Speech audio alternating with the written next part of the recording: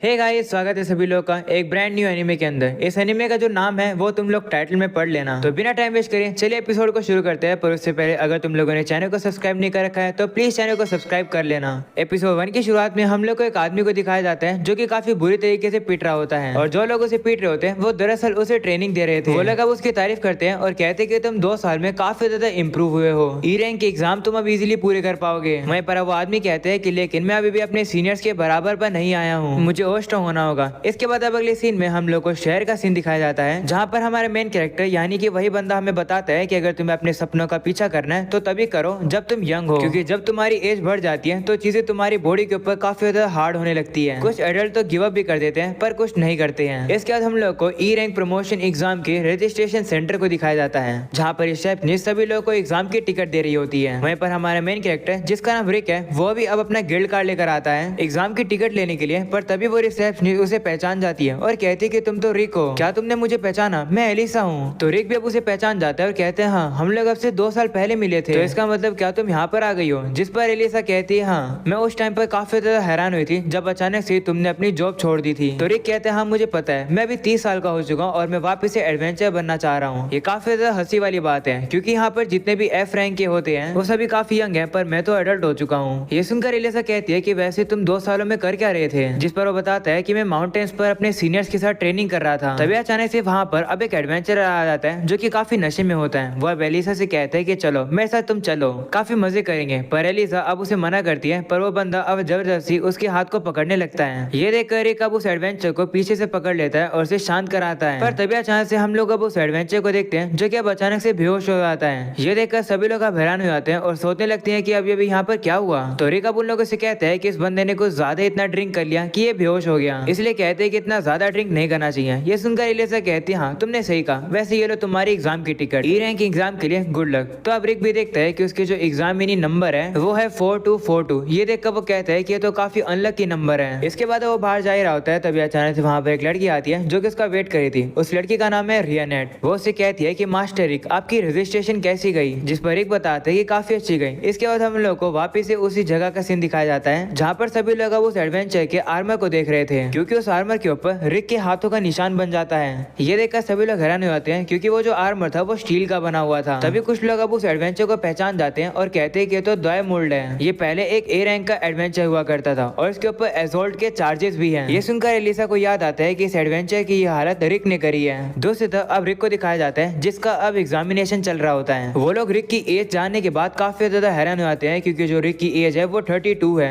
इसके बाद अब सभी लोगों का माना टेस्टिंग टाइम आता है, जहाँ पर सभी लोगों को एक क्रिस्टल बॉल के ऊपर हाथ रखना है। और अब देखते देखते सभी एडवेंचर सब क्रिस्टल बॉल पर हाथ रख रहे होते हैं और उन्हें उनकी रैंक मिल रही होती है। पर अब जैसे रिक उस क्रिस्टल के ऊपर हाथ रखता है उस क्रिस्टल में से काफी हल्की लाइट निकलती है। ये देखकर सभी लोग अब रिक का मजाक उड़ाने लगते हैं और रिक की जो रैंक होती है वो होती है एफ रैंक। इसके बाद अब रिक वहाँ से चला जाता है, पर जैसे रिक वहाँ से चला जाता है वो जो क्रिस्टल बॉल होती है वो पूरी तरीके से टूट जाती है। और अब अगले सीन में हम लोग एक इंस्ट्रक्टर को देखते हैं जो कि सभी को बताती है कि स्लाइम के ऊपर जितनी ताकत से हो सके उतनी ताकत से हमला करो, इससे हम लोग तुम्हारी ऑफेंसिव एबिलिटीज को टेस्ट करेंगे। और चिंता मत करना, ये स्लाइम किसी भी हाई इंपैक्ट को एब्जॉर्ब कर लेती है, तो कोई भी अटैक यूज करो। उस स्लाइम बैग को देखकर रिक को अपनी ट्रेनिंग याद आती है, जहाँ पर रिक के सीनियर ने उसे बताया था कि तुम्हारी जो ताकत है वो तुम्हारी मसल से आती है, और अगर तुम इस गोल्डन स्लाइम को अपने हाथों से डिस्ट्रॉय कर दोगे तो इससे पता चल जाएगा कि तुम ताकतवर हो। ये सुनकर रिक कहते हैं कि लेकिन गोल्डन स्लाइम तो काफी ज्यादा हार्ड होती है, ड्रैगन फैंग के जितनी। तब उसका सीनियर कहता है कि ये तो काफी इजी है। ऐसा बोलकर अब उस बैग को तोड़ देता है और कहता है कि मैं एक बारी में ऐसे 200 बैग को तोड़ सकता हूँ। इसके बाद अब रिक भी अपनी ट्रेनिंग शुरू करता है, जहाँ पर उसे हर रोज 50,000 बार उस बैग को पंच करना पड़ता है। वो ट्रेनिंग रिक के लिए काफी ज्यादा हार्ड थी। इसके बाद हम लोग देखते हैं कि अब सबसे पहले कंटेस्टेंट सामने आता है और अब उस बैग के ऊपर काफी अच्छा खासा हमला करता है, जो देखकर थोड़े लोग इंप्रेस हो जाते हैं। इसके बाद अब एक और कंटेस्टेंट सामने आता है जो कि सुनियों की तरह होता है और वो अपनी पावर को फ्लेक्स कर रहा होता है। सभी लोग अब उसे देखकर कहते हैं कि तो डेयरमुड फैमिली का दूसरा बेटा है और 11 साल की उम्र में भी ये सी रैंक के जितना ताकतवर है। ये एक प्रोडजी है। इसके बाद अब हम लोग उसी बंदे को देखते हैं जो कि अब अपनी पावर को यूज करने लगता है और अब वो एक फायर स्पेल को एक्टिवेट करता है, जो देखकर सभी लोग अब काफी हैरान हो जाते हैं। पर तभी रिक देखता है कि जो उसकी फायर होती है वो काफी ज्यादा छोटी होती है और अब वो फायर जाकर सीधा उस स्लाइम बैग को थोड़ा सा डैमेज दे देती है।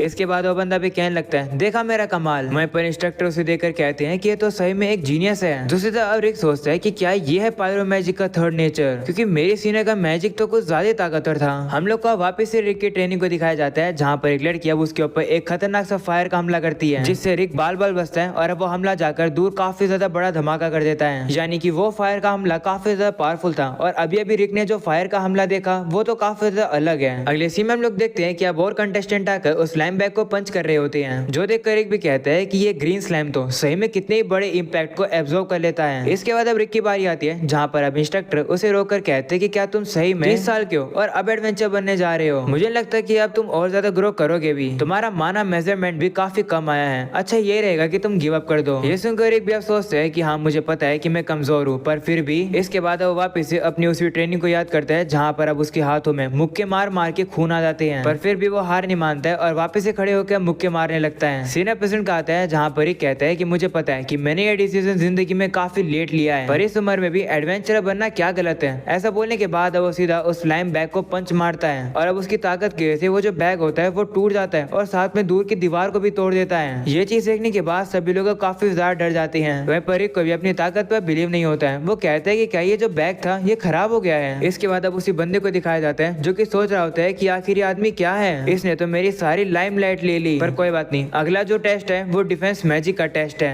और डिफेंस मैजिक मेरी स्पेशलिटी है, मैं अगले राउंड में से जरूर हरा दूंगा। और अब अगले सीन में दिखाया जाता है कि रिक फोर्थ नेचर कंपोस्ट के मैजिक को ब्लॉक कर देता है, जो देखकर वही वाला बंदा काफी हैरान होता है, क्योंकि ये चीज तो वो वाला बंदा भी नहीं कर सकता है और जबकि ब्लॉक करने में ही वो काफी ज्यादा माहिर है। वही इंस्ट्रक्टर भी रिक की तारीफ करता है और कहते हैं कि तुमने तो अपने सिर्फ फर्स्ट नेचर मैजिक को यूज किया, अगर ऐसी बात है तो मैं थोड़ा और ऊंचा जाऊंगा और फिफ्थ नेचर मैजिक को यूज करूंगा, तो तुम भी हायर डिफेंसिव मैजिक यूज करना। तो रिक कहते हैं कि माफ करना, लेकिन मैं ऑफेंसिव और डिफेंसिव मैजिक को सिर्फ फर्स्ट नेचर में ही यूज कर सकता हूँ। ये सुनकर सभी लोग काफी हैरान हो जाते हैं और सोचने लगते हैं कि ये सच कैसे हो सकता है। तो रिक कहते हैं कि चिंता मत करो, तुम्हें जो मैजिक यूज करना है तुम करो। तो वो इंस्ट्रक्टर कहते हैं कि तुम चीजों को काफी हल्के में ले रहे हो, ठीक है मैं हाई मैजिक का यूज करता हूँ। ऐसा बोलने के बाद वो सीधा फिफ्थ नेचर के मैजिक को रिक के ऊपर शूट कर देता है, पर तभी हम लोग देखते हैं कि रिक उस चीज को ब्लॉक कर देता है। वहाँ पर अब एक धमाका होता है और इस चीज को रॉयल नाइट्स का एक फर्स्ट रैंक का नाइट देख लेता है। उस बंदे का नाम सिल्वेस्टर होता है। वो भी अब वहाँ पर पहुंचता है और कहते हैं कि आखिर यहाँ पर धमाका हुआ, आखिर हुआ क्या है। तो इंस्ट्रक्टरों से बताती है कि एक एफ रैंक का एडवेंचर आया है, जिसने स्लाइम बैग को अपने हाथों से ही उड़ा दिया और उसने फिफ्थ नेचर मैजिक को अपने फर्स्ट नेचर मैजिक से ही ब्लॉक कर दिया।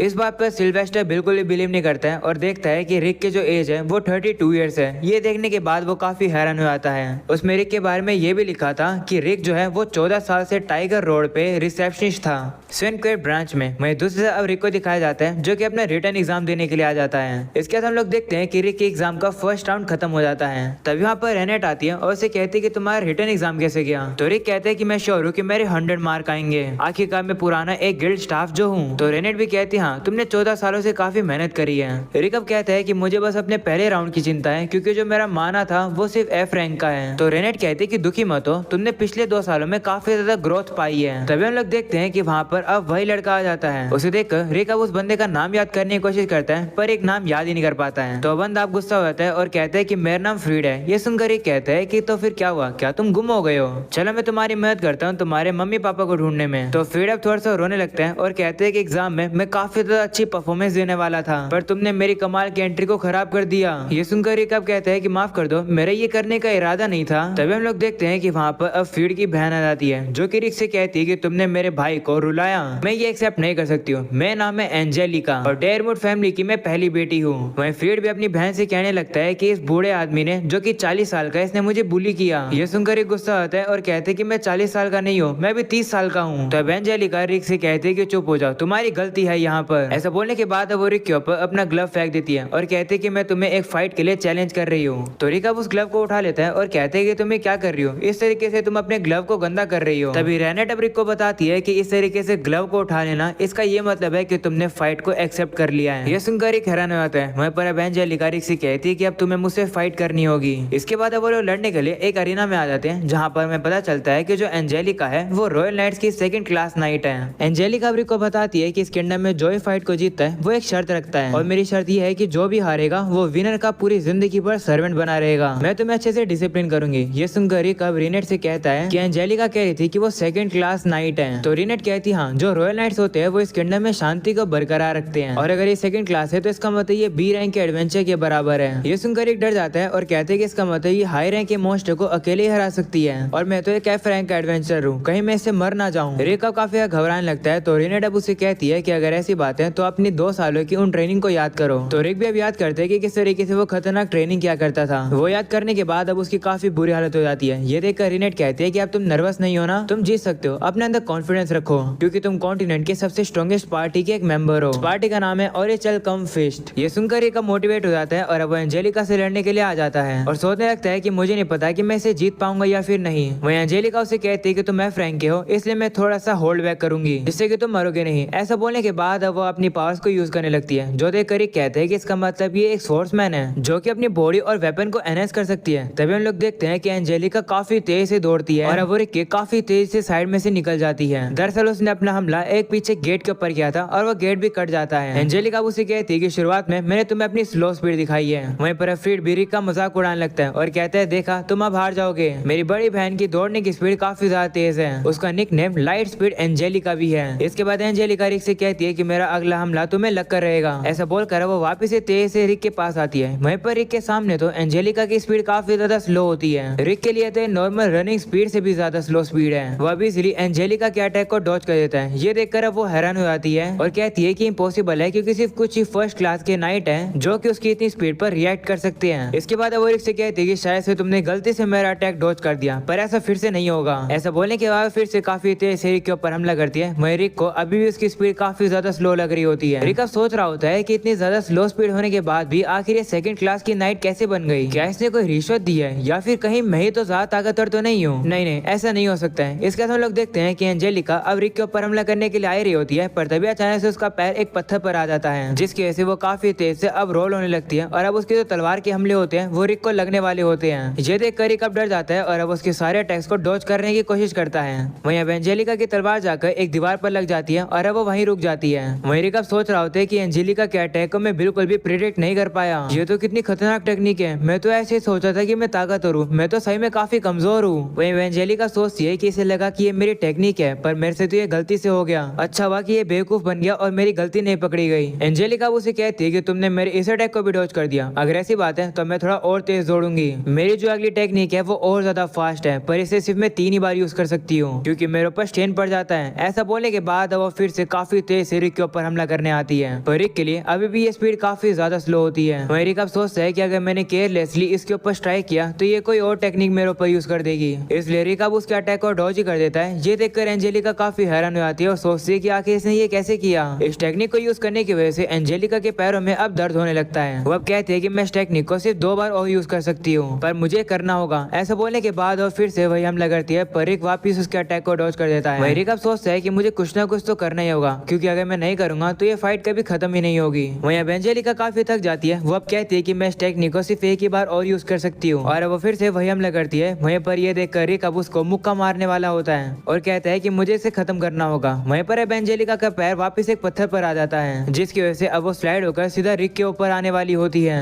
ये देखकर रिक अब काफी डर जाता है और अब वो काफी जोर से जमीन में मुक्का मारता है जिसकी वजह से वहाँ पर अब एक काफी बड़ा धमाका सा हो जाता है जिसकी वजह से एंजेलिका भी काफी दूर जाकर गिर जाती है। धुआं हटने के बाद अब एंजेलिका देखती है कि रिक के मुक्का मारने की वजह से वहाँ पर अब एक काफी बड़ा गड्ढा हो चुका है, जो देखकर वो काफी डर जाती है और कहती है कि अगर ये हमला मुझे लग जाता तो मैं तो मर जाती। वहीं पर रिक अब उसे कहने लगता है कि तुम तो कमाल की हो, मुझे पता था कि तुम मेरे मुक्के को मिस कर दोगी। वहीं अब एंजेलिका उससे डर कर कहती है कि आखिर तुम कौन हो? जिस पर वो कहता है कि मैं तो बस एक फॉर्मर गिल्ड का रिसेप्शनिस्ट हूँ और मैंने 2 साल बाद वापस से एडवेंचरिंग ज्वाइन करी है और मैं फ्रैंक हूँ। वो सुनकर एंजेलिका उसकी बात पर बिलीव ही नहीं करती है और कहती है कि तुम झूठ बोल रहे हो। वहीं पर रिक अब बाहर आ जाता है और उसे कहते हैं कि तुम तो काफी कमाल की हो, तुमसे लड़के मुझे काफी ज्यादा एक्सपीरियंस मिलेगा, आओ आकर मुझसे लड़ो, मैं अपनी फुल पावर लगाऊंगा। वही बात जैसे कहता है तभी एंजेलिका उसे कहती है कि मैं सरेंडर करती हूँ, मैं तुम्हें जीतने दे रही हूँ। वो सुनकर रिक अब उसे कहता है कि क्या तुम श्योर हो? तो वो कहती हाँ, मैं बस इंप्रेस हुई ये देखकर कि तुमने मेरे टेक्निक्स को डॉज कर दिया, ये देखकर मैं तुम्हें विनर बना रही हूँ। ऐसा बोलने के बाद वो वहाँ से जा रही होती है, पर तभी रिक उसे कहते हैं कि तुम्हारे प्रॉमिस का क्या हुआ? तुमने कहा था कि जो लूजर होगा वो विनर का पूरी जिंदगी भर सर्वेंट रहेगा। ये सुनने के बाद अब एंजेलिका वहाँ से काफी तेज से भाग जाती है और रिक को इग्नोर ही कर देती है। ये देखकर कंफ्यूज हो जाता है और सोचता है कि क्या मैं सही में जीत गया? तो रिनेट कहती है कि तुम्हारे अपोनेंट ने ये एक्नॉलेज किया है तो गड़बड़ क्या है? तो वो कहते हैं पता नहीं, बस थोड़ा सा अजीब लग रहा है। ये सुनकर रिनेट अब उसे कहती है कि वैसे तुम्हारा जो फर्स्ट राउंड का एग्जाम का रिजल्ट है वो अभी आने ही वाला है। जिस पर रिक कहता है हाँ तुम सही कह रही हो, पता नहीं कि मैं पास होऊंगा या फिर नहीं। तभी रिनेट अब उसे कहती है कि वैसे मास्टर, ब्रूकस्टोन और बाकी सभी लोग आने वाले हैं बाद में, क्योंकि वो देखना चाहते हैं कि तुम यहाँ पर कैसे कर रहे हो। ये सुनकर रिक कहता है कि क्या वो लोग आ रहे हैं? ये तो काफी गड़बड़ वाली बात है। इसके बाद हम लोग को रिक के उन्हें सीनियर्स को दिखाया जाता है और अब वो वो लोग भी रिक से मिलने के लिए आ रहे होते हैं। और अब यहीं पर हो जाता है ये एपिसोड खत्म। पसंद आया हो तो लाइक कर देना, चैनल पर न्यू हो तो सब्सक्राइब कर देना। मिलते हैं अगले एपिसोड में, तब तक के लिए बाय बाय।